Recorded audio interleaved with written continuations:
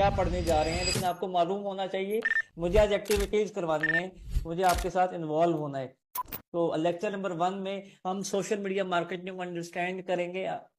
Simple सा आपसे एक सवाल कर लूं, सिंपल सा आपसे एक सवाल कर लूं, क्या फेसबुक ये सोशल मीडिया है, क्या इंस्टाग्राम ये सोशल मीडिया है, क्या पिंटरेस्ट सोशल मीडिया है, क्या टिकटॉक सोशल मीडिया है, क्या व्हाट्सएप सोशल मीडिया है, क्या यूट्यूब सोशल मीडिया है, क्या स्नैपचैट सोशल मीडिया है?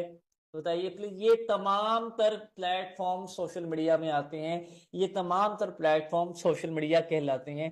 तो हमने ये डिसाइड करना है हमने कौन सी चीज कहाँ बेचनी है, कौन सी चीज कैसे बेचनी है। हमने टारगेटेड लोगों को बेचना है, फालतू लोगों को बेचना है, रेलेवेंट लोगों को ऐड दिखाना है, इरेलेवेंट लोगों को ऐड दिखाना है। हमारी जो ऑडियंस है जिनको हमने चीजें ऑनलाइन दिखानी है बेचने के लिए, उनकी एज क्या है, उनका जेंडर क्या है, उनकी लोकेशन क्या है, उनके इंटरेस्ट क्या है, उनका बिहेवियर क्या है, उनका डेमोग्राफिक्स क्या है, ये सब चीजें हमें मालूम होनी चाहिए।